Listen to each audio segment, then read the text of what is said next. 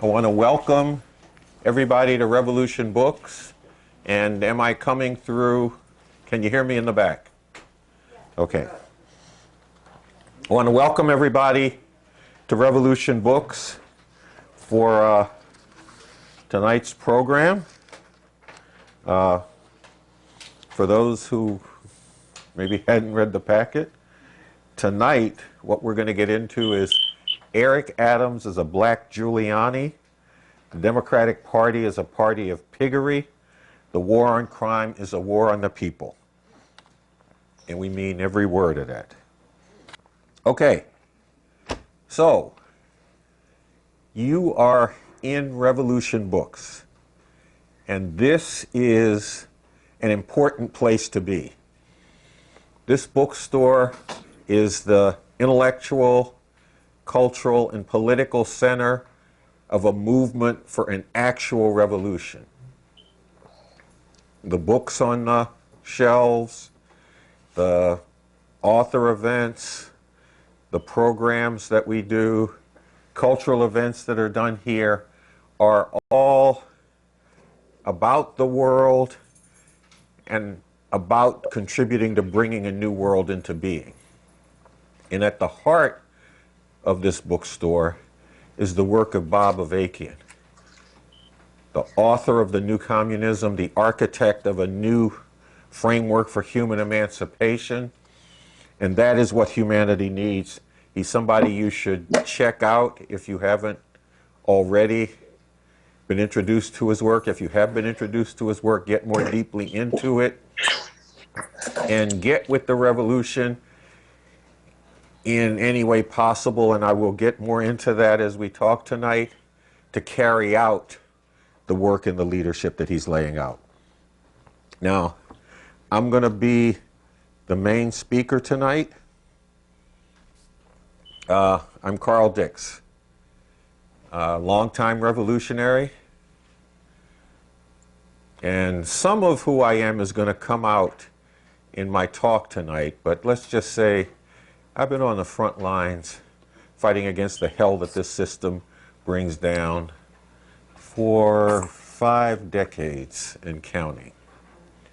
And in fighting against that hell, I was doing it all along the way as part of trying to get rid of this system to end that hell once and for all. That's who I am, and the fact that I'm a follower of the leader that I mentioned earlier, Bob Avakian. So that's enough about me for right now, because some of it will come out as I talk. I also want to introduce to you Juanita Young.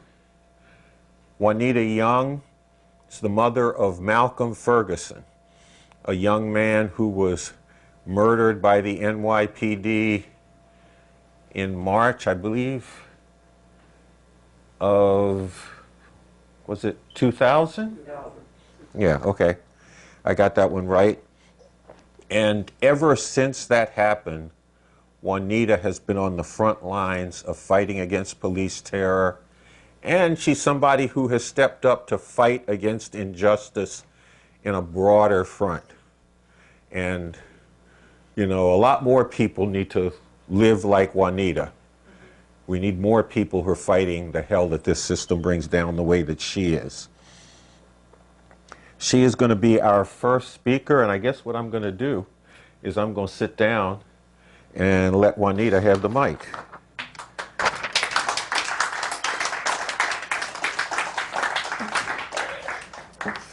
Good evening, everyone. Hello. Like host. Hey, Juanita.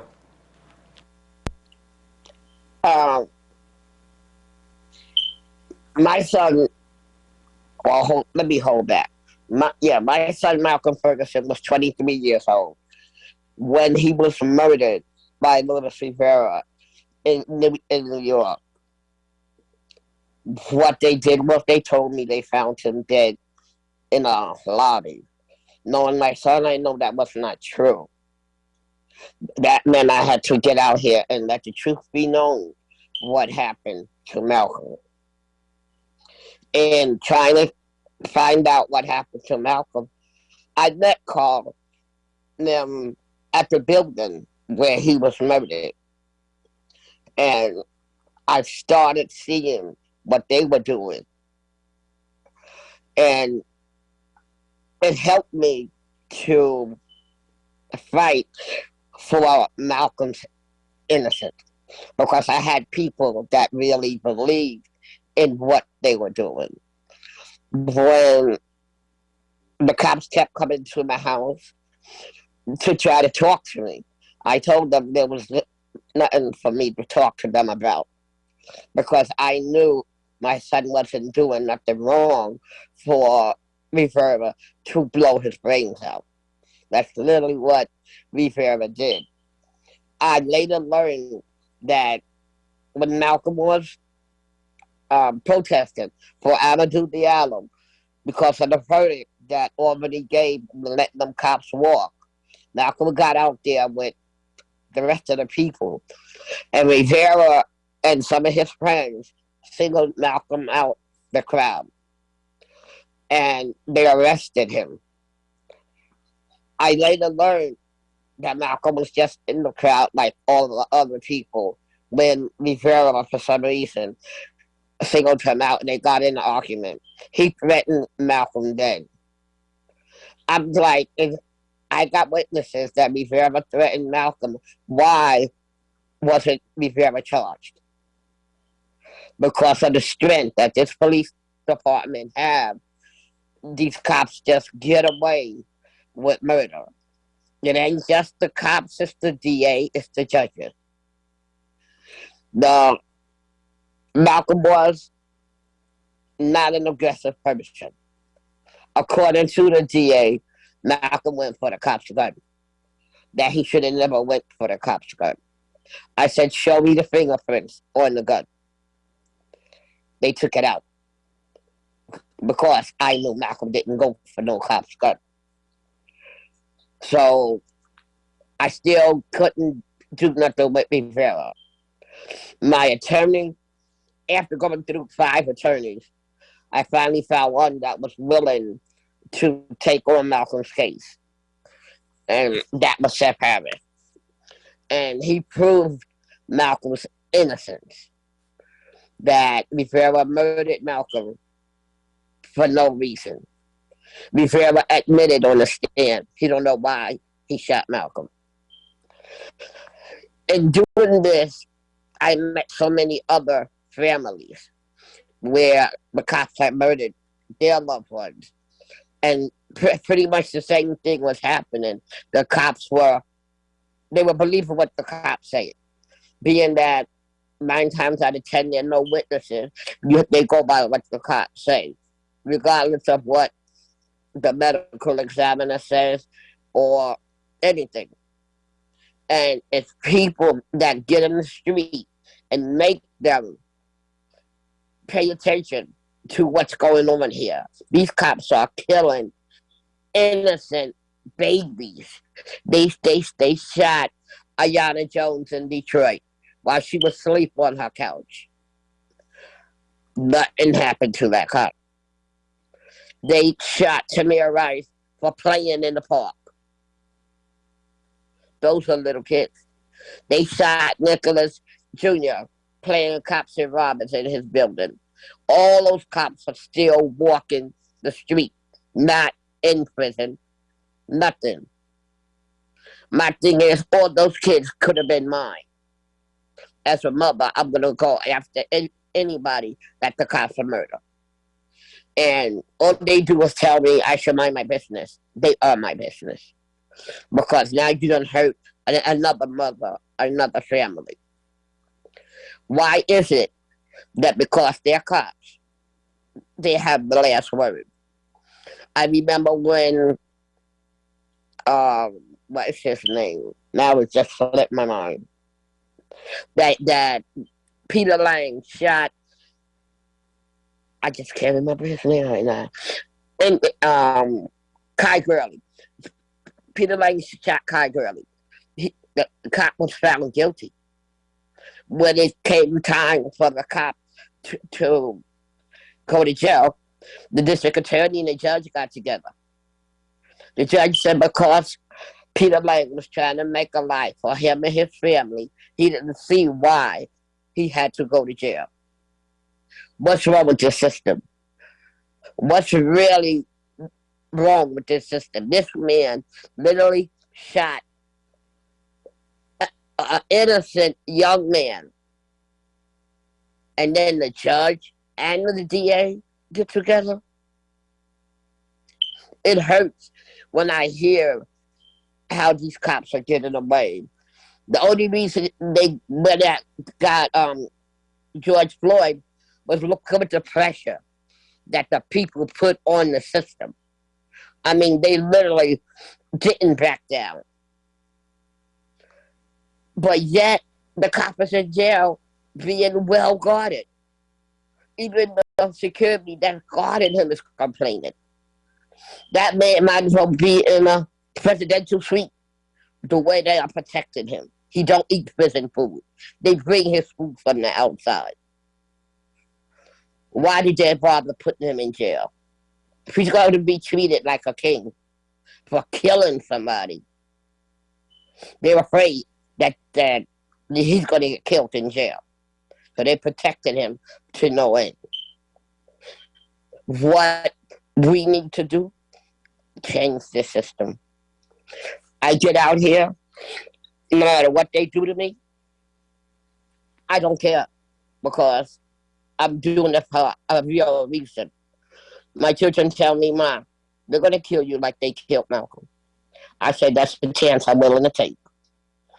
Then they see what the cops were doing when they were coming to our house at 6:30 in the morning, breaking down the door. 12:30 at night, breaking down the door. They said, "Ma, now we see why you do what you do." They stand with me. And that's what people got to see. It's not what you do, it's how you do it. And I'm saying, Carl, Steve, and the revolution, I stand with you and whatever we need to do. Because this system needs to change. Thank you. Thanks for those words, Juanita. And you're welcome. Let me add my piece to tonight's program. As I said before, my name is Carl Dix. I'm a follower of Bob Avakian, the revolutionary leader and the architect of a new framework for human emancipation, the new communism. Now, I want to get started tonight with just a low-key, laid-back thing. I want to read to you something that a leading person in the RevComs recently said about the situation in New York with Law and Order Eric Adams being hailed and even visited by Joe Biden. This is what he said. Eric Adams is a black Giuliani. And Adams proclaiming that he is the Biden of Brooklyn makes graphically clear yet again that the Democratic Party is a party of piggery. Its response to the massive outpouring against police brutality and murder is to give full support to carrying out more of this brutality and murder. Why? Because the Democratic Party is a representative and instrument of this system of capitalism imperialism, which requires and could not do without this brutality and murder by police. Now, I'm going to come back to why this system can't do without brutality and murder by police. But first, let's get into what I started with. Eric Adams is a black Giuliani. Now, I want to make sure that people remember Giuliani for what he really was and still is. Giuliani was the mayor who led a heightened reign of police terror that especially targeted black and Latino youth. He unleashed his pigs to carry out an approach that they call broken windows policing. Under this approach, they focus on what they call quality of life crimes, some of which really ain't even crimes.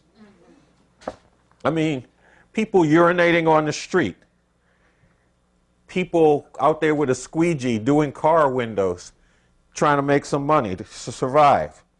People jumping subway turnstiles. These are the quality of life crimes that they talk about. You know, and just look at it. You peeing on the street, that might mean you ain't got nowhere to live and no toilet to go to. Doing squeegee might mean you poor. Same thing with jumping subway turnstiles. But these are the crimes that they felt the need to squash out. Giuliani also unleashed his cops to stop and frisk massive numbers of people, especially young people, and especially black and brown young people.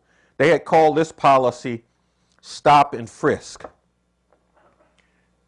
New York has had a scene where the overwhelming majority of people arrested for marijuana possession have been black or brown. It's ranged at 90% just about since I've been here in New York, and that's like 4 decades. Now, this ain't because black people, Latinos, go dancing down the street waving their marijuana around. See, and in New York, it is not illegal to have a small amount of marijuana as long as it's on your person. Why is it that black and brown people get busted so often for marijuana? Because of stop and frisk. Marijuana is legal in your pocket. The cop stops you, he frisks you, takes the marijuana out, and all of a sudden it's no longer in your pocket. And their legal definition on that is that once that marijuana comes out of your pocket, you are then illegally possessing marijuana, even if the marijuana is in the goddamn cop's hand. That's why. Because, you know, marijuana ain't a black or Latino method of relaxation. It's kind of across the board. Everybody does it. But they're the people who get stopped and frisked and get it pulled out their pockets. That's why they fill up the jails around that. And see, all of this stuff, this quality of life stuff, contributes to filling the cells at Rikers. At the same time, Giuliani unleashed what he called the street crimes unit.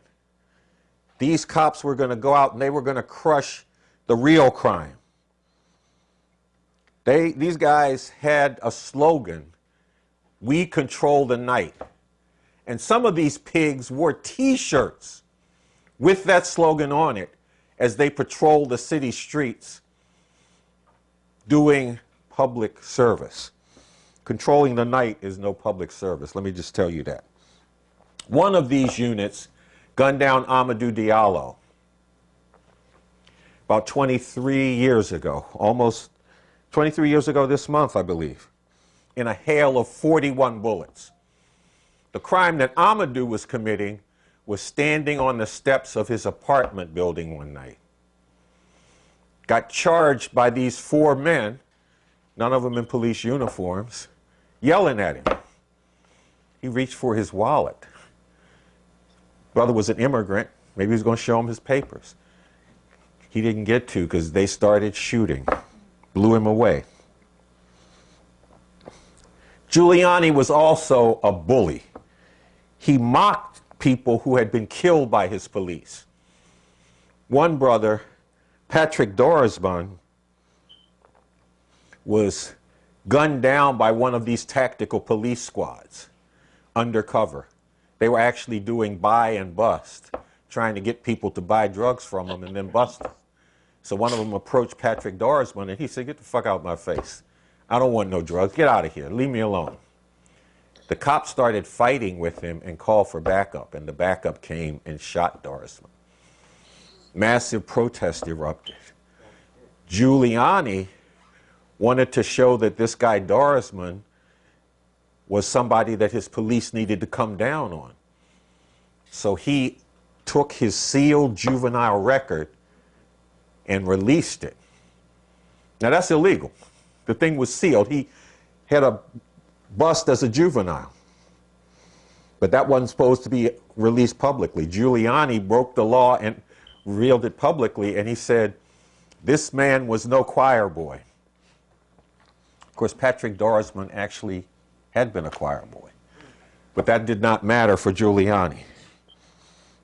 Giuliani unleashed his pigs to crush political dissent. 1998, Matthew Shepard, a young gay man, was murdered out west. I want to say Utah. Wyoming. Close. In the vicinity. He was murdered. Protests erupted across the country. Here in New York City, the NYPD tried to shut down the protests, beat and arrested people for taking to the streets saying the murder of a gay man is unacceptable, something that no one should allow to go down without standing up and raising their voice. Giuliani's pigs also attacked the stage at a protest in Harlem. I forget the exact year. I just know it was in the 1990s. Now, what had happened, it was a protest against the oppression of black people, and they had a permit up till 4 p.m. The protest ran over. At 4:01 p.m., pigs stormed the stage, trying to pull the plug on the mic because they went 1 minute over. 1 minute. This is the kind of mayor that Giuliani was. Now, he was also, I'll just say one more thing about Giuliani. When he was campaigning for mayor, he went to a rally of police officers at City Hall. These pigs at City Hall were outraged. What outraged them? There was a black guy in City Hall, David Dinkins, who really didn't do much of anything for black people. But these pigs hated just the idea of there being a black mayor. And they were vandalizing cars, getting up on them, jumping on them, smashing down the roofs of the cars. They were hurling profanity at the mayor. Giuliani came to this rally to speak, and he led the chants of profanity against the black mayor. He urged on the cops as they committed vandalism against the cars parked down there. This is Giuliani. Now, I'm saying Eric Adams is a black Giuliani. Well, let's get into that. Adams came in saying he was the one who could control crime. He almost said, I alone can control crime. He didn't quite use those words, but that kind of swagger is a part of his approach to stuff. Part of the program that he was going to bring back into being, reinstate stop and frisk. Bring back tactical police units, the undercover cop squads that are out there rolling through the city, back to controlling the night. He's going to roll back bail reforms and give prosecutors more leeway to withhold evidence from defense attorneys. Now, we got to talk about what this program comes down to, because it is essentially no different than Giuliani's reign of terror. Now, look, I know about stop and frisk. I know about it because I joined with Cornel West 2011. We launched a campaign of civil disobedience to stop and frisk. We did that because you go back 10 years, the NYPD was stopping and frisking 500,000 people a year. 500,000. And about 90% of them were either black or Latino. In fact, there were years when the NYPD, the number of black and Latino people that they stopped was greater than the number of black and Latino youth that there were in the city. That's how aggressive they were with this. They were stopping people more than once. We'll get into that a little bit more. Almost none of the people that they stopped had done anything wrong. So most of the people that they stopped were just subjected to harassment, abuse, and maybe a little bit of brutality. But some of the people that they stopped got much more than that. Because a lot of the people that they arrested had done nothing wrong. I mean, the charge sheet would say individual spat on the sidewalk. You arrested everybody in New York who spat on the sidewalk. New York wouldn't be the busy town that it is, because that goes down a lot. Or, here was another thing. Individual did not have his identification. I ain't making this shit up, because we got arrested in our Stop, Stop, and Frisk campaign several times. One time when we got arrested, we got held overnight in the jail in Queens. All night, people were lined up at the phone. All night. They were calling relatives, friends, loved ones, neighbors, anybody they could reach. And they were pleading with them to bring down their driver's license or bring down some other form of identification so they could get released from jail. Dozens of them, one night in one precinct in this city. Because as far as the NYPD was concerned, if they stopped and frisked you and you didn't have your ID, they could take you in. I mean, it felt like we was in fucking South Africa under apartheid. And what the NYPD was enforcing were past laws. What are these black people, what are these Puerto Ricans doing out on the street at whatever time of day they busted them without something to show that they were legitimately there? Ain't no law against not having your ID. But then again, if you control the night, you don't need a law because you are the law. That's what we're dealing with. That's what this comes down to. Imagine that you're a young black man on the way home from your fast food job. You work the second shift there. You get off around midnight. You walk into the subway. Cops roll up on you. Where you going? What you doing out here? Turn out your pockets. That's what people had to deal with. One young man in particular, he not only had to deal with this once, he had to deal with it more than 12 times in the space of a year. In other words, it was almost like a monthly thing.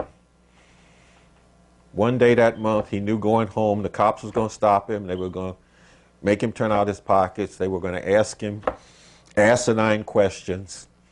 Where you going home? I'm going home. What the fuck you mean where I'm going? But you know you can't get into that, because if you get into that, then you're going down to the precinct. Imagine that you're a young woman on your way to a night out. You're going to hook up with some of your girlfriends and y'all going out and have a good time. One of your girlfriends is late and you're standing outside her apartment building waiting for her. A couple of male cops roll up on you, ask you what you're doing there. You're a black person in a black neighborhood standing in front of an apartment building where black people live. But they feel they have the right to question you about why you're there. After asking her some questions, they give her a choice. They say you can go down to the precinct and we'll have a female cop frisk you, or we will frisk you here. Now think about that. That's a choice they give you, and you got to go one way or the other because they are the law. Think about that. Or think about this. You're a Puerto Rican kid, you're on the way to school, you're running late. Not the worst thing in the world. You don't feel the worst about it, but you are let me speed up a little bit, see if I can get in under the wire. Cop stops you. Let me search your backpack. Takes it out, he opens it up, takes all the stuff out of it. He sees you got a breakfast sandwich. He takes your breakfast sandwich, unwraps it, takes it out, takes a bite out of it. Then he gives it back to you. And he says, nothing illegal in there. You're okay, you can go now. Now, I ain't made up none of these things. All of these things are things that cops implementing stop and frisk carried out.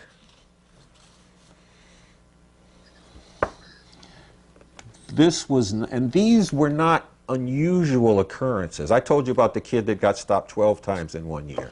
I could have told you about the kid who got stopped 40 times in 1 year. This was not outside the box. This is what stop and frisk was supposed to do.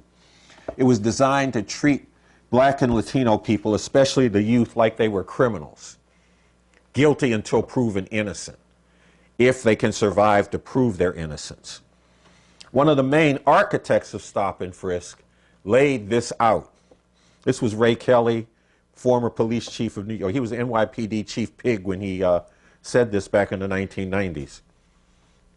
He told some black officials he wanted every young black and Puerto Rican man, when he left the house in the morning, to be afraid that they would be stopped and frisked by the NYPD.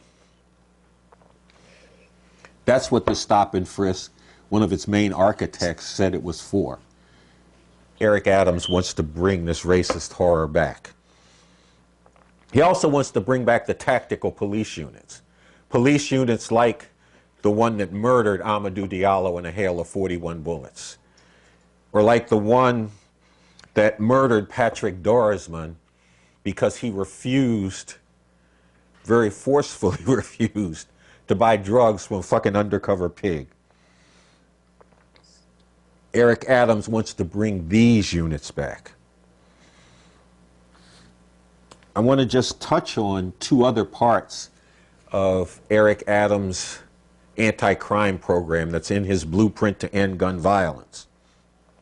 One of them is rolling back bail reform, because the thing about New York City and prison is like Rikers Island, where a lot of folks go when they get arrested in New York City.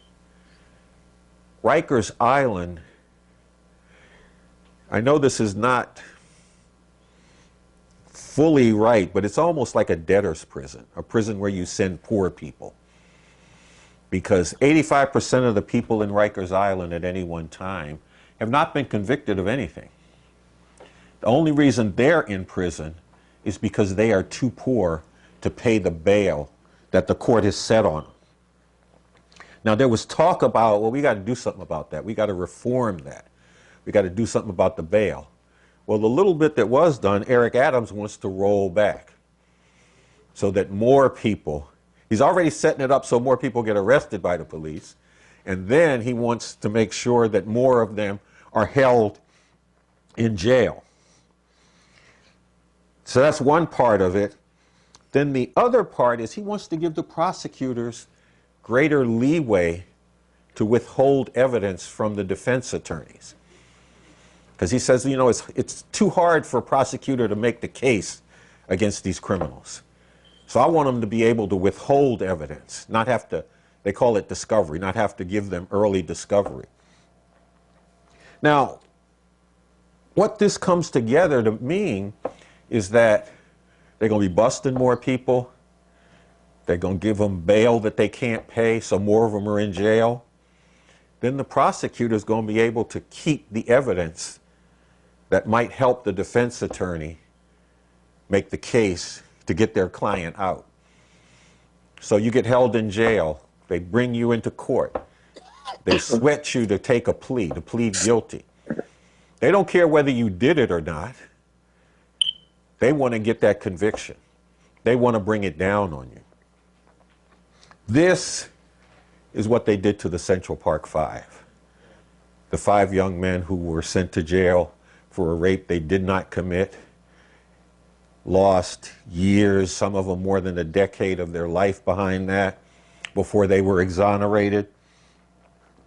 This is also what led to Khalif Browder taking his life. I mean, Khalif Browder was 16 years old when he got arrested and charged with taking a backpack. They told him that they had a witness who swore he was the one that did it, but all he had to do was take a plea and they would make sure he got a light sentence. He said, I ain't do nothing. I ain't steal no backpack. I ain't pleading to something I didn't do.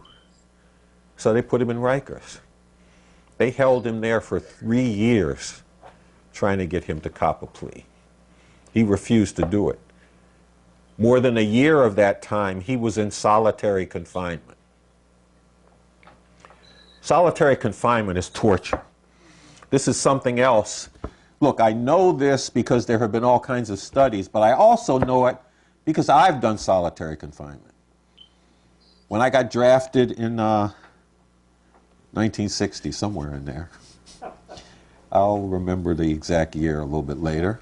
But when I got drafted back then, I go into the Army, they give me some training, send me to Germany, and I go like, whew, I dodged a bullet. They didn't send me to Nam. I found out they really sent me to Germany for on-the-job training to prepare me to get sent to Vietnam. And then I had to decide, was I going to go to Vietnam? And I could not do that. I saw that these people in Vietnam were fighting to get their country free, and it did not strike me that the thing that I should do was to be part of trying to crush that liberation struggle, especially when black people were fighting for freedom here. What I looked like going 10,000 miles across the water to try to stop some people over there who were trying to get free. So I told them I wasn't going. They sent me to Leavenworth Military Penitentiary for 2 years, a year of which I did in solitary confinement because I was engaged in activity that was detrimental to the order and stability of the prison. I think that's what they said. So I know how torturous it is to be held in solitary confinement, to be in a situation where the only people you get to communicate with are the guards, who are as likely to want to beat you down as have a conversation with you. And I didn't want to have a conversation with none of them, no way. That's what Khalif Browder was had to deal with for much of his time in prison. He finally got out after 3 years, not because he was found innocent, but because they finally dropped the case against him. They realized he ain't gonna cop no plea, we ain't got no case against him, I guess we should let him go. He could not adjust to life outside. He took his own life shortly after being released. This is what Adams' blueprint to end gun violence, his anti-crime program, will come down to. More people getting arrested. More people brutalized by the police. More people murdered by the police. More of the people who end up in prison being held there, coerced to try to get them to plead guilty to something that they may or may not have done. More of this. This is what Adams's program comes down to, and this is what Giuliani's program was about. Now, they don't have the same personality. They don't have the same story to justify it. I mean, Adams likes to talk about he got beat up by the cops as a teenager, and one of the leaders of protests against police brutality in New York City told him if he wanted to fight police brutality, he should join the police. I would never give anybody that advice, but that's his story. That story and his black skin are supposed to help get people to get behind his anti-crime program. But now, I have to ask you a question.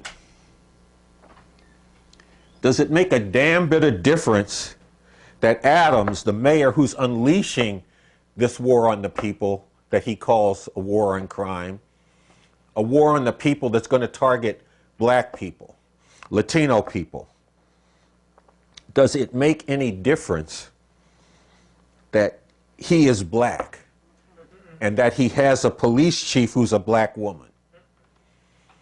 Does it? No. Does the fact that Adams is black make it feel comfortable or help you to rationalize getting behind his blueprint to end gun violence? Do you think that the black and Latino communities that Adams is flooding his boots on the ground into feel empowered because the commander of this occupying army of pigs is black? See, now we gotta put that question up. Not just to ourselves, we have to confront people with this question. We have to confront some of the people who are feeling like, well, there's a lot of crime out here. Something's got to be done about it. And maybe this will work. We got to get them to thinking about what difference is this going to make. And once you get past that, then let's get into what this program is. Now, I also said that the Democratic Party is a party of piggery. Okay? Now, some people is like, well, but the Democrats, they're who we got to rely on to protect us against Trump and the fascists around him, right? Why are you dissing them, Carl? Well, let's get into this. I mean, Biden was quick to come up to New York City after Adams had issued his blueprint to end gun violence. He touted what Adams was doing here in New York City as a model for the whole country. You know, it was like the big mafia figure came in to tell the smaller mafia figure, you have my blessings in what you're doing. Now, this shouldn't surprise nobody, because Biden was an architect, one of the architects of the crime bill in the 1990s that put mass incarceration on steroids, heading it up to the point where there were more than 2.3 million people in jail in this country. And by the way, there's still more than 2 million people in jail, despite all the talk that went on for a few years in there about doing something about over-incarcerating people. So what this was, this meeting between Biden and Adams, was Mass Incarceration Joe anointing Eric Oinker Adams' war on the people. And to get a little more to the heart of things about the Democratic Party, let's look at what they can't do. You know, Biden can push this blueprint to end gun violence as something that they're going to jump on and they'll do something about. Well, in a recent talk, very important recent talk by Bob Vivek entitled Something Terrible or Something Truly Emancipating, Profound Crisis, Deepening Divisions, the Looming Possibility of Civil War, and the Revolution that is Urgently Needed, a Necessary Foundation, a Basic Roadmap for this Revolution, Avakian says this. He says that the Republican Party is actively and aggressively engaged in a two-pronged move to achieve and consolidate fascist rule. And that these two prongs are corrupting and controlling the electoral process and key government institutions. That's one prong. And the other is the threat and the use of violence. Do you see the Democrats coming up with an answer to either of those prongs? I don't see it. They got no commensurate answers to what the fascists in the Republican Party are doing. I mean, the Christian fascist judges that Trump packed onto the Supreme Court are poised to gut or obliterate women's right to an abortion. You see the Democrats coming back with a program to stop that? I mean, I see some of y'all who was here 2 days ago when Sarah Taylor spoke about this, and she talked about the only program I see that's out there to stop it, and that's Rise Up for Abortion Rights. And that's something you can find out more about here, because this is an important effort to stop this move by the Christian fascists and their judges on the court and taking that important right away from people.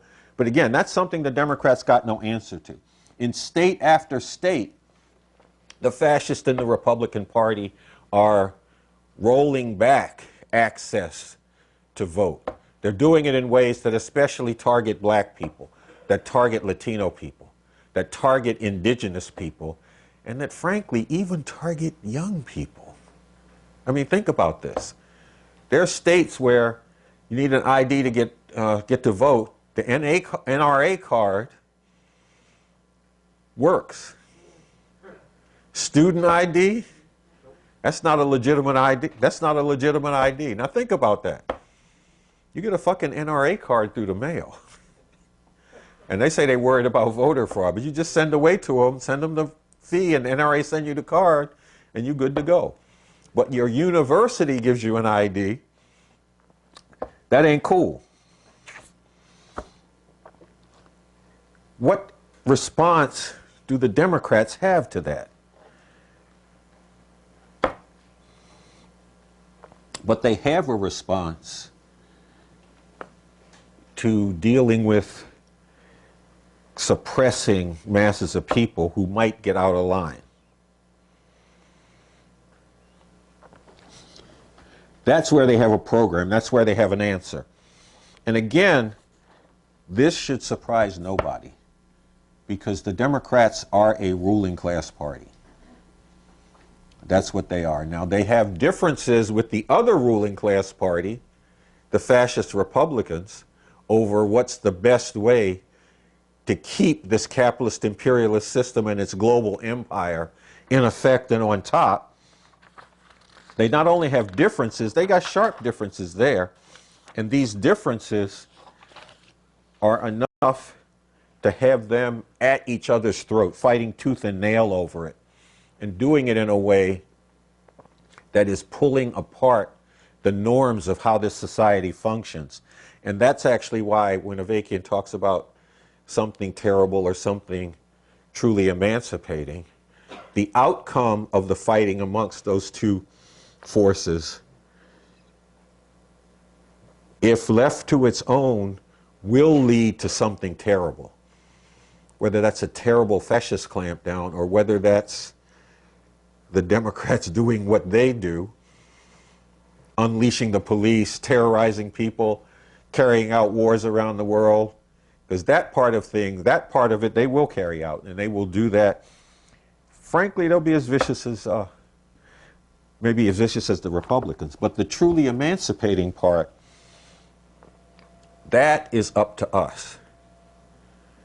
That comes down to making revolution. That comes down to getting rid of the system that's responsible for all the horrors coming down on people here in this country and around the world, including the horror of having spawned the fascist movement that is on the initiative in trying to rework the situation in this country and the way that it's run. And for humanity, isn't it time and long past time that we make revolution and overthrow this monstrosity? And what brings that as something we really need to look at is the fact that as these two ruling class parties fight at the top, it is actually increasing the vulnerability of this system. And it's bringing about a situation where revolution can become possible. Now, I don't have the time to get into that tonight. I'm actually going a little longer than I thought. But this is what this talk is all about by Avakian, the one that I've taken a few excerpts out of. And I really encourage people to get in and to get into it. Now, I know I mentioned this thing of people who feel pulled towards backing Adam's program because they want to see something, anything done to get our young people out of fighting and killing each other. And again, that's not my topic tonight. Maybe another night we'll get into it. But I do want to touch on this because I spent a few years in Chicago where young people fighting and killing each other is a huge problem. I mean, take my word for it. It is a huge problem there. We would go among young people and we'd talk to people on this side of the street and get into them about revolution. We'd go across the street, talk to them, get into it with them over revolution. And then the cops killed somebody in one of these neighborhoods.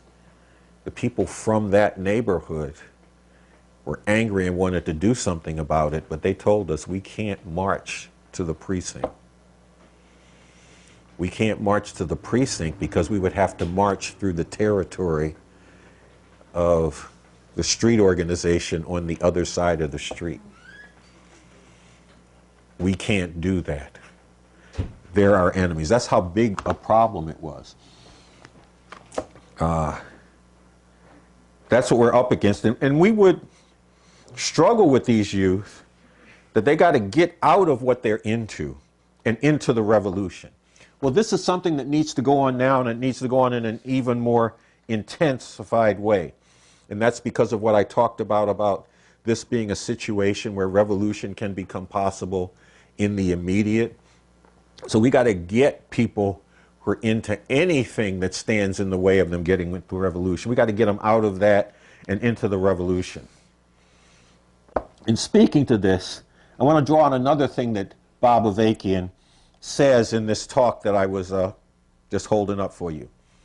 He says that we've got to go to these youth and others and challenge them, as he puts it, to appeal to masses of people, and in particular basic youth. The revolution must become a growing, organized, disciplined, bold, and fearless force, which through its scientifically based method, its sweeping vision, its emancipating program and goals, and its actions is an increasingly powerful pole that will attract these youth and fighters for revolution from all parts of society. There's plenty that needs to be done, and urgently, which requires real boldness and heart in working for this revolution. Powerfully spreading the word about this revolution, challenging people to get into it, recruiting and organizing people into this revolution, going up against and breaking through all the bullshit that people are caught up in that goes against their real interests, doing the work that needs to be done to transform people's thinking and their actions, standing up against forces that are oppressing people, waging the fight that needs to be waged against the atrocities of this system, doing all this to get ready and to have the basis to wage an all-out fight to finally overthrow this system as soon as the necessary conditions for that have been brought into being. One point within this that I do want to give a little bit of stress to is that this includes standing up to attacks on the people, whether it comes from fascist thugs or official enforcers. And instead of people fighting and killing each other, uniting and defending each other and anybody else that's under attack. Now, I'm not talking about launching unjustified attacks on anybody, and that's something that's made clear in the 6th point of attention of the Revolution Club, and you should get those points of attention.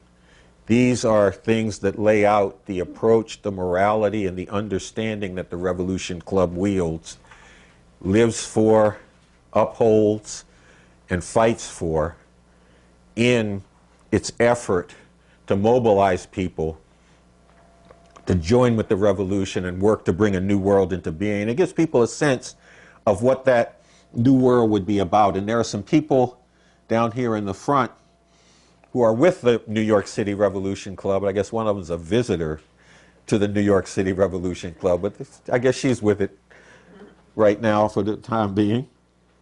And these are people that you should talk to if you want to be a part of working to bring that new world into being.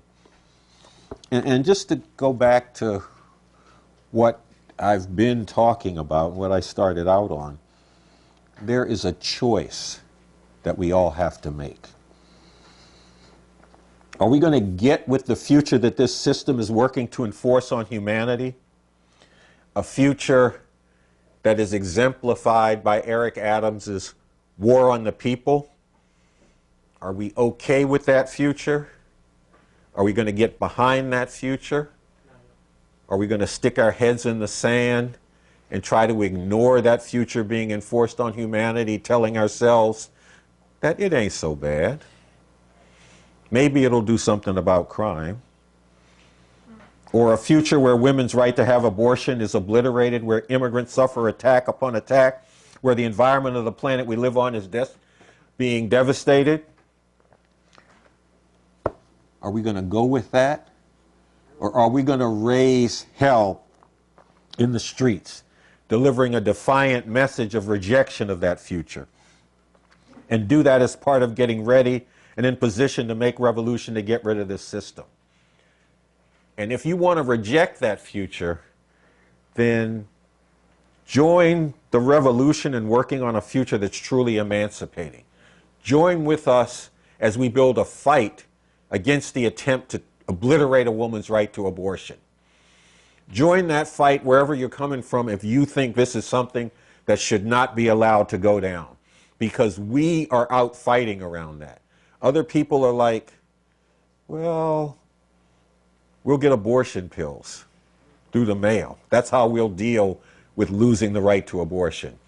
Or we'll raise money and have people from Mississippi come to New York City to get their abortion, ignoring the fact that these fucking Christian fascists are like, women are host bodies whose role it is to carry children, and they don't think any woman anywhere should have the right to abortion. And taking it away in places like Mississippi, Texas, Alabama, and all like that is a stepping stone for them. They're going for it all the way down. Join with us to build that fight. Join with us to strategize over building a fight against Eric Adams's war on the people. Take up, live by, and fight for the points of attention of the Revolution Club. If that ain't how you want to roll, work here at Revolution Books. Volunteer at the bookstore. Raise money for the bookstore. Donate to the bookstore. This bookstore is an important place for humanity, for the interest of humanity being served in the only way that they can really be served, and that's through revolution to get rid of this system. So contribute to advancing the interest of humanity by becoming part of this bookstore. Raise money for it. Donate money to it. And again, like I said, get a copy of Bob Avakian's talk, dig into it, work with the RevComs in carrying out this roadmap. Because again, it comes down to, what will the future be?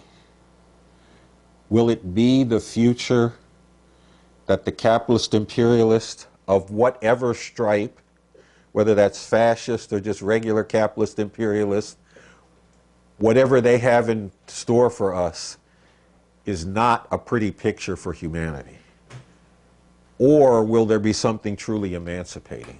It comes down to us and what we do, because that is the only way that something truly emancipating is going to be out there. I want to thank people for coming out. It's not over yet. I was supposed to lay out how the whole thing was going to go. Yeah, go ahead. You can give it up. I'm finished. I realized I was supposed to lay out the shape that the whole program was going to take. We are going to open it up for conversation. Bring her back and whatnot. Okay, I was going to say I thought we still had Juanita here, then I looked up to the blank screen. She can hear you. Okay, so we're going to open it up for conversation. Looking at the blank screen, I don't have the sense that I'm talking to Juanita, although I guess you're saying she can hear me. If there's some things that Juanita wants to say, she can come back in. And if there are any questions, comments, criticisms from the audience, bring those on too. I mean, because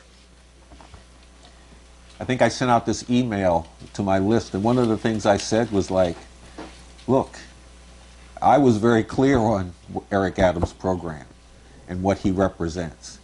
But if you got questions about it, throw those up and let's get into them. And if you are running into people who have questions about it, put that on the table. Let's talk about how to deal with it. So we are to the... So do you want to say something? Oh, I was going to say something about what you were saying about Eric Adams. Okay. Because I remember when Kyle Gurley was murdered, he went to the funeral. He saw me there. He asked if I would sit and meet and talk with him. I said, I don't talk to cops. He said, but I'm not a cop. I retired. I said, once a cop, always a cop. So he continually, whenever he see me, try to speak to me. And now that he's the mayor, he proved my point. What did he do? Went right for the stop and frisk to bring back his people. He's going to protect those cops at all ends.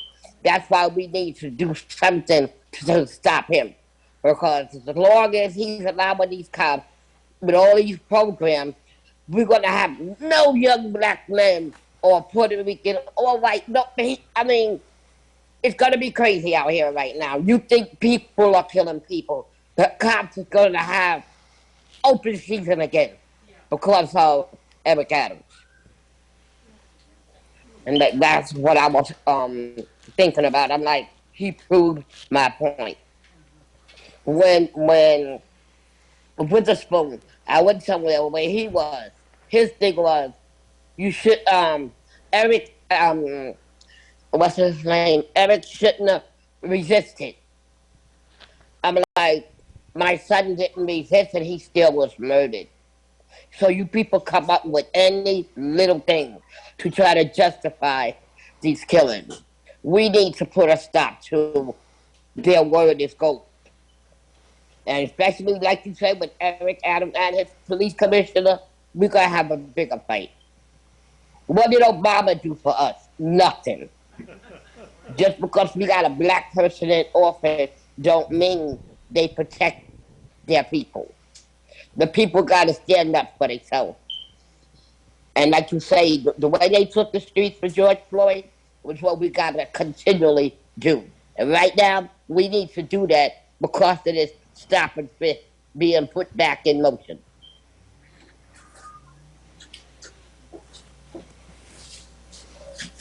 All right, Juanita. I mean, you see, Juanita's problem is that she's too shy and laid back. You know better than that, Paul.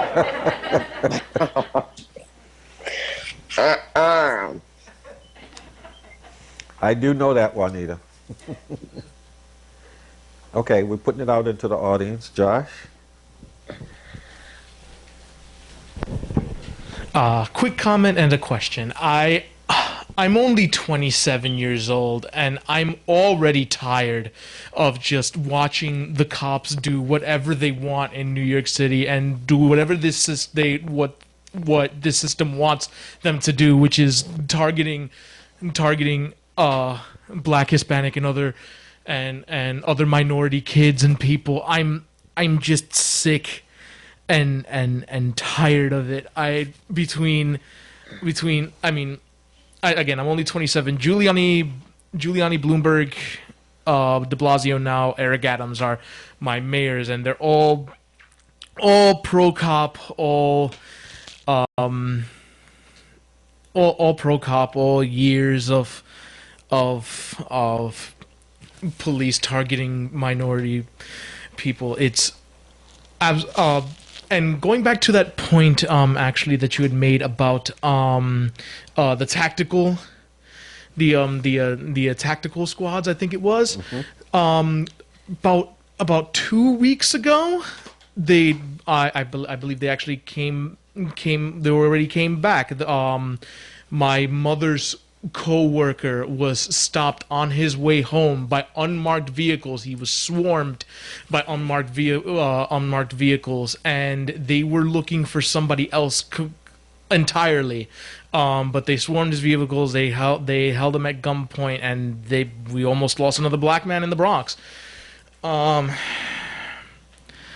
It's just so upsetting. But between Eric Adams's career as a police officer and all the bullshit that's been going on for the past 2 years, when people have been abducted by the police during 2020, when the Black Lives Matter protests were happening, and all of these things just happening. My question is just how long is it going to take for people to wake up and smell the coffee? It took me a little bit, but it can't take too long. The state, the MTA, had spent over like hundreds of millions of dollars to put 500 more cops in the system. Their pig processions is what I'm calling them, all over the city in groups of 8, 10, 12. We're literally one cop on every corner away from a police state here in New York City, if it's not like that already. And I kind of just want to know how is it that we wake people up to this maddening of the increasing police state here in New York City, when there's so many people blind to it. It's actually happening right in front of their faces. I mean, how do we get people to wake up to this? Okay, well, that's a good question. Oh, I'm just saying, that's something people here should Okay. grapple with. Sorry. I was going to say that people here should speak to this. I mean, I have some thoughts on it, but I don't want to. I've actually already laid out a bunch of stuff, so you got some idea of what I think. I want to put it out and let's have people speak on it. What do people think about it? There's a hand there. Well, to this young man's question, what the system does is simplify or oversimplify complex problems, and they target the less conscious and less educated and really make them think that the solution is to arrest your way out of the problem. Okay? Once upon a time, they had facilities for the mentally ill. They closed them to save money, they told the people. Okay? They said they're going to have satellite programs. The only problem with that is the patients take their medication. When they feel that they're fine, they stop taking it. Then when they stop taking the medication, they flip out again. And there's no place for them. Hell, there's no place for the people that haven't lost it yet. There's no housing. Okay? You can't afford to live anywhere. You can't work any place unless you have advanced degrees, or else whatever you're working, whatever you're making, you choose between rent and food. You don't have much leeway for your children. And things like that are driving people crazy, literally. And the solution that they tell you is to lock people up. I'll leave it there. I hope that helps with your question. Look at what they just did with that. Two kids were fighting. They put the black boy on the ground and let the white boy sit on the couch. We in 2022. Where's the answer to that? What's the answer to that? The black boy said the cop had his knee in his back. Now, all what's been going on through these years, the cops, no matter what we do, they pay that no mind. Why did that happen to that black boy? Like the white boy said, he don't understand why the cop did that. Let him sit on the couch and then put the black boy on the ground and put his knee in his back. You think they would learn from George Floyd? No. Did you think they would learn from Anthony Byers? No. They are going to do whatever they are allowed to do and get away with. Nothing has changed in the 20 years I've been out here fighting. It's still the same thing. When is it going to change?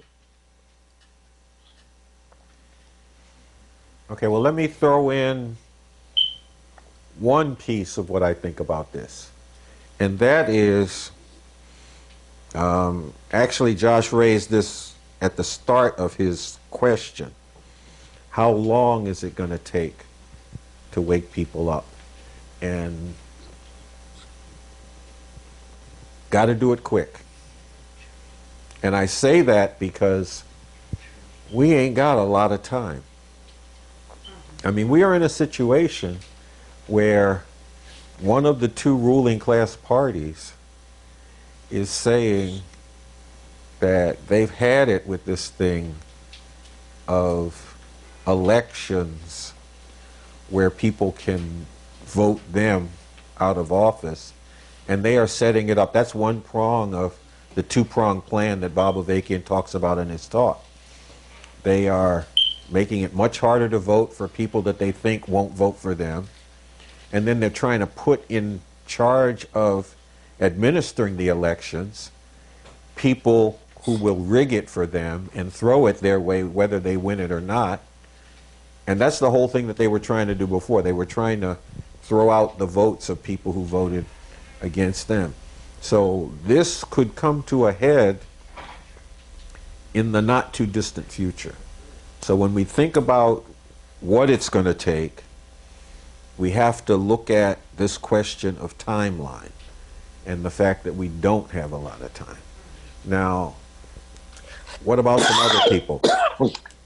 What? Let's get your sister Shirley in this.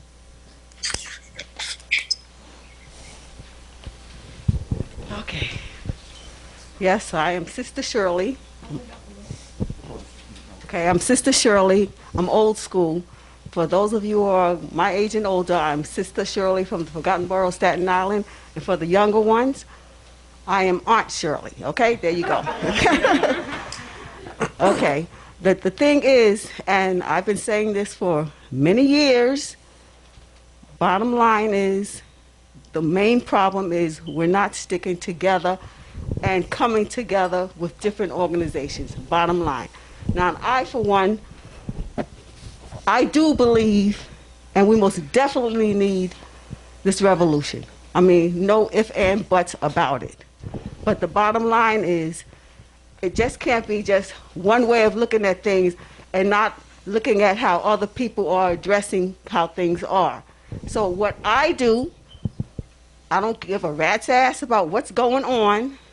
I go to everything, whoever is doing whatever they're doing. And I bring everything to that problem. Now, if it's about climate, I don't care. I'm going to bring stuff that is happening with the revolution.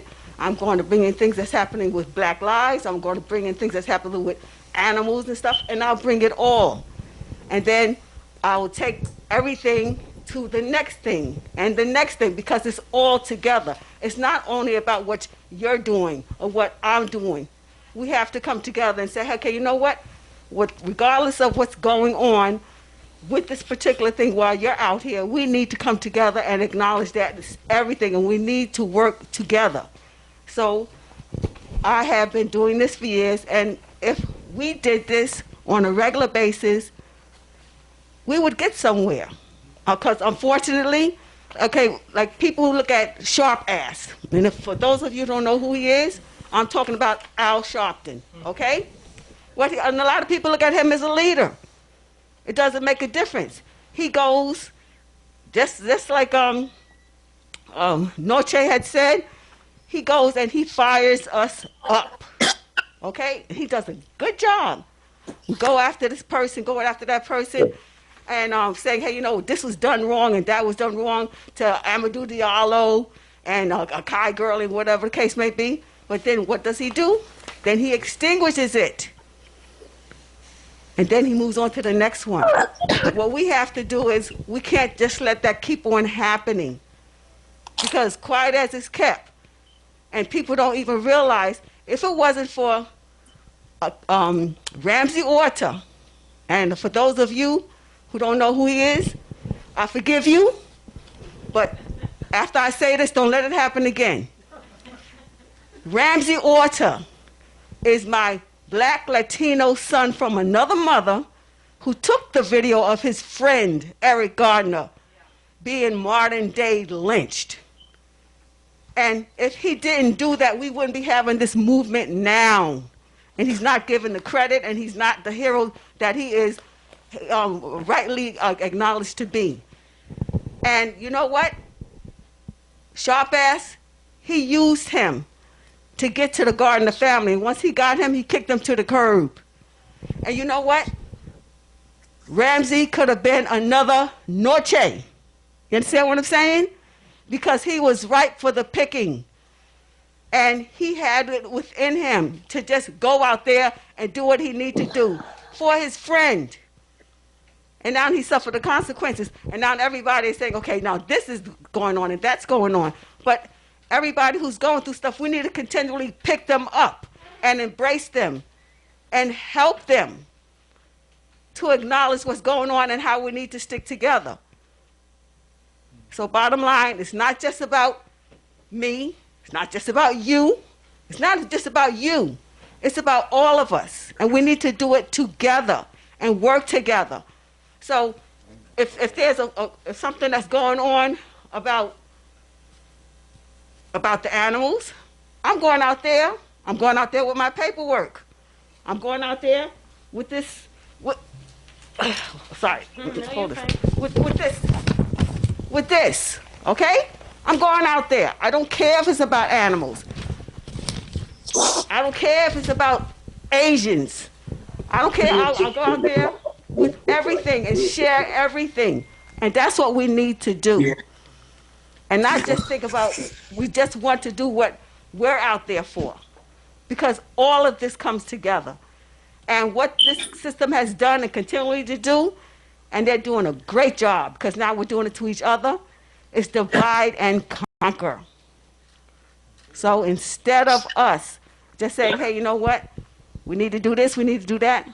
We need to go to everything and bring everything together. And show, hey, you know what? If we say this is a revolution, then show that this is the better way of doing things. And make an example. Everybody needs to be an example about how the revolution should be. Period. They should be able to look at you and say, hey, you know what? I want to be a part of that. Thank you very much. Peace. Okay, well, let me put a little bit more of what I think in this. Because, look, and I raised this when I talked. To appeal to the masses of people, I'm quoting from Bob Avakian's talk, and in particular basic youth, the revolution must become a growing, organized, disciplined, bold, and fearless force, which it's through its scientifically based method, its sweeping vision, its emancipating program and goals, and its actions, is an increasingly powerful pole that will attract these youth and fighters for revolution from all parts of society.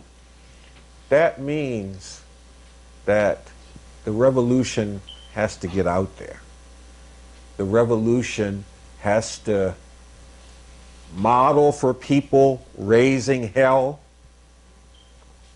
not just telling people the shit is fucked up, but model for people raising hell in defiance of this fucked up shit and mobilizing others. Because, look, there's a lot of people who really don't want to see stop and frisk brought back. Don't want to see more people harassed, abused, brutalized, and arrested by the police. Don't want to see more people murdered by the police. But they don't know how to go about doing anything about that. And they can be swayed by a thing of, well, I'll bring back stop and frisk, but we'll do it right this time, which is what Adams has said for decades about stop and frisk. Because even when we were doing the civil disobedience campaign, he changed the name of it a little bit. He said, well, it should be stop, question, and frisk. Like somehow the pig's asking you a few questions before they frisk you, throw you up against the wall, and take you off to jail is going to correct the problem. So we got to raise hell. We got to get it out there that there is a force that ain't having this. And then those people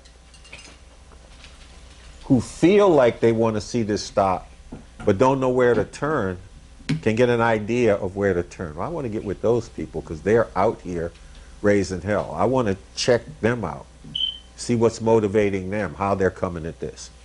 And then those people who are kind of wavering, that can jolt them. Now, along with this, we got to get into what the way people are thinking. You know, we got to do what we were doing, what I was out in Chicago doing, telling young people who were fighting and killing each other that you got to get out of that. That is not doing anything good for anybody. You know, and that thing I told you about those people who couldn't march to the police station because they couldn't go across the street, well, we actually got them to go across the street because the pigs murdered somebody across the street too, a couple weeks later. Now, they didn't just fall in line when that happened. It wasn't enough that the pigs murdered somebody over here and somebody over there. That didn't get them to see that they had the wrong view of who the enemy was. We had to argue with them. And I went and talked to some of these people a couple years later, and they still remembered that night when they got together with their enemy and both of them marched together to the police station calling for an end to police murder of black people. And it was funny how they did it, because the revolutionary comrade who got on the scene first and carried out the argument with them was an older white lady. So when people asked them, they said, well, you know, we marched together with them when the cops murdered so-and-so and so-and-so. That's why they're both on the flag. They called it the flag. It was actually a banner with the pictures of people murdered by the police, a Stolen Lives banner. They both on the picture, on the flag together. That old white lady told us we had to get together, and she was right. Well, we got to tell a lot of people that, because we are right when we say to people, instead of fighting and killing each other, you should be uniting and defending each other and taking on any unjust attacks on anybody.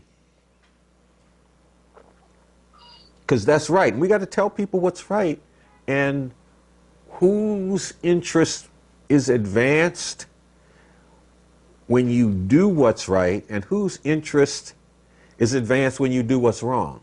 Because it actually makes it easier for the system to hold all y'all down if y'all fighting and killing each other. That's what it is. So we got to raise hell. Now, I mentioned Rise Up for Abortion Rights. If you think women should have the right to abortion, there's some people you can get with to be a part of that fight. They're going to be doing a speak out the 27th, which is not this Sunday coming up, but the Sunday after that, in front of St. Patrick's Cathedral. And you can talk to some people tonight and find out why they chose St. Patrick's Cathedral, because they got a good reason for it, and get involved in that fight. They're also calling for a major march on International Women's Day, March 8th. People in the streets. delivering a message of defiant refusal to stand back and allow the attack on abortion rights to go down. Get involved in that. If you think this war on the people needs to be stopped, well, let's get together and strategize on some ways to do that. I mean, well, I won't talk about that. But a message of defiance needs to be delivered on that front as well. You know, because Eric Adams likes to swagger around town like he owns the place. He likes to have the press in tow so that he can have a photo op and a press platform wherever he goes. Well, somewhere that he goes, he needs to meet up with some people who will tell him that he's a black Giuliani and why he is a black Giuliani, and put that in front of him. That's something that needs to be done. We got to work on that. There are also that the title, the first part of the title of tonight's talk, Eric Adams is a black Giuliani. There are stickers with that on it. Those stickers need to be wielded. Josh has an idea to put it on a t-shirt. Well, work on that. No, we got to work on what are the different ways we can get this out here. What are the ways that we can boldly put out before society that there are some people who see Eric Adams' blueprint for what it is, a blueprint for a war on the people, and they ain't having it. And we got to work on the ways to do that. That's what we got to do and I mean, yeah, okay. Sometimes I'm wondering, should I say what I'm about to say? No, because there really does need to be a bold, disciplined, militant, and organized force. I remember back when I was young, which shows you I still got some memory because that was a long time ago. I went to New York City to visit my sister. I grew up in Baltimore. And I don't remember what was going on, but the Young Lords Party, a Puerto Rican revolutionary group from back in that period, were holding a march. And there were all of these brothers and sisters marching down the street in formation, in step, in uniform, chanting revolutionary slogans in English and Spanish. And I was like, wow. And this was around the time I had gotten my orders to go to Vietnam. And I was considering what I should do. And I was like, man. And I talked to some of them about what they were doing and why. And then I mentioned to them, I got these orders to go to Vietnam. I don't want to go. And I talked with one of them who was actually on the way to prison because he had refused the draft. I should look this brother up. Pablo Yoruba Guzman. I met him way back. And that actually helped me along the road to, well, maybe I should refuse these orders. Because I was trying to think, well, should I go to Canada? I don't know nobody in Canada. But I ended up refusing to go. But that actually helped me because here were these disciplined, militant, organized people who were talking about a revolution, and I really didn't have a clue what a revolution actually was. I mean, they told me something about Mao Zedong. I didn't really know much. I mean, I knew he was the head of the Chinese Revolution, but I didn't know much about what he stood for, what his program was. The one thing I knew is that the system hated him. And I was like, you know, they kind of hate me too because I'm black. So maybe I shouldn't go by what they say about it. But anyway, this point about a militant, disciplined, organized force. See, that's the thing. That's the point I was trying to make, and then I get off on these tangents. I was thinking about whether I should do it or not, but I did it. Is that a hand? I mean, it's obviously a hand. Is that a... hand, but if there were other people who wanted to make a comment, I would let them go. Okay, but Okay, you're calling on me. oh, no. Okay, all right. Hi, everyone. I'm Emma. I'm with the New York City Revolution Club, and I wanted to actually, I'm talking too loud? Or what's happening? Okay. You're fine. Okay. So I'm with the New York City Revolution Club, and we are getting organized now for an actual revolution. And I just wanted to give some ways for people to step in, you know, because I just to highlight like your point, right? And what people have been saying here around how long is this going to go on? It's going to go on unless and until we make a revolution. And right now we are in this time where a revolution could actually be made. And so this is why the Revolution Club on International Women's Day, we are calling for thousands to take to the streets here in New York City, because the Supreme Court is poised to do away with women's right to birth control and abortion. Or not just, not birth control, but that's where they're headed down. And if a woman doesn't have the right to control her own body, if she's forced to give birth against her will by the power of the state, she has no more rights than a slave. And I don't say that as hyperbole. I want you to think about, if you have a sister, if you have a mother or a daughter, and she's raped, sexually assaulted, gets pregnant on accident, think about what that means to have the power of the state force women to give birth against their will. We can't accept this. We can't let them decimate women's right to control their own bodies and deny women's humanity. And don't just think that this is just something that's a white woman's issue. That's the other thing, is that a lot of the woke people like to say, oh, abortion, that's a white woman's issue. But we all know who it's going to affect. It's going to affect, as every single atrocity that happens, disproportionately, people who are at the bottom of society. And so we have to choose, what kind of a future are we going to accept? What are you thinking right now? What are you fighting for? What will you do? And so I want to invite you to go to work with us on how we're going to actually bring forth the kind of resistance that's needed right now to raise hell in society. And it's not just going to be the Supreme Court. They're not just going after women. It's going to be LGBTQ people next. They're going after voting rights. This is a white supremacist, vicious, fascist movement. But we also know that when people went into the streets last summer, that they went and they changed a lot. They changed what people thought. All these corporations were putting Black Lives Matter flags out in different places. Now, I know some of you might be thinking, can protests really change things? Because we were out in the streets last summer and nothing changed. Well, this time when we rise up, we have to do it from the perspective of repolarizing all of society to overthrow these people in power, not putting new faces up in high places, to overthrow the whole system. And we have a leader for that and a strategy for that, and you probably have a million questions about all that, as you should.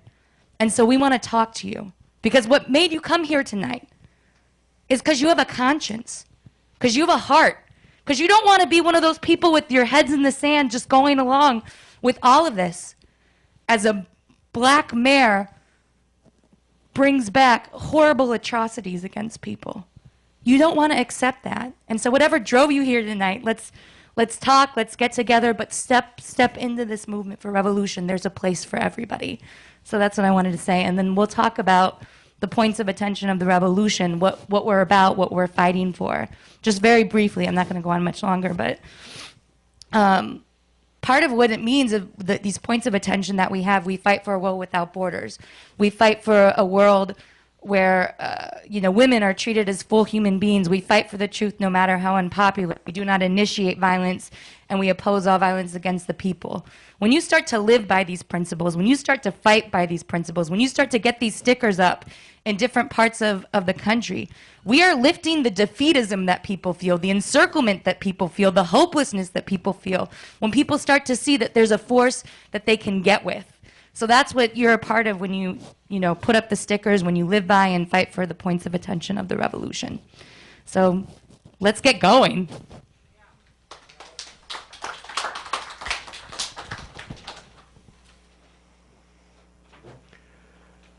Okay, well, with that, what I think I'm going to do is I'm going to end the formal part of our program. Actually, before I do, you were in the right place tonight, and there's some other times when you should be in this place. We have an important author program coming up Tuesday, February 22nd at 7 p.m. It's going to be a conversation with Robert Jones Jr. about his award-winning novel, The Prophets. You got this thing in your packet when you came in. It tells you a little bit about the book. The other thing that I will tell you is that I'm going to be the one that's in conversation with him. Okay, so it's a virtual event. That means people can get connected with it by going to, actually the information's right here. And everybody has that. Yeah. Where it's live streamed at, youtube.com/Revolution Books NYC. And so I'm going to end the formal part of our program with that. But you ain't got to go home yet. We can break up. We can have informal discussion. You could talk with people from the Revolution Club. You could talk with me. You could talk with people from Revolution Books. They probably will give you a bit of time to look through and buy some books. I think Juanita might want to say goodnight. Oh, wait a minute. I forgot Juanita was back here. She's been so quiet. You forgot I was what? Uh-oh, you're in trouble. Normally, when I'm in the room with Juanita, I always Okay. hear her. Well, first, I would like to thank all of y'all for coming out. Second, I'm having a press conference, candlelight visual for Malcolm on March 1st. The press conference will be at 11 o'clock at City Hall. The candlelight visual will be at the building where he was murdered, which is 1045 Boynton Avenue. There's flyers up online in case you didn't hear me.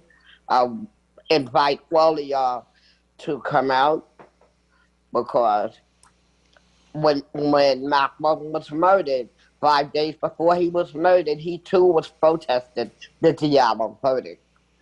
And it all goes into place. We need to come together.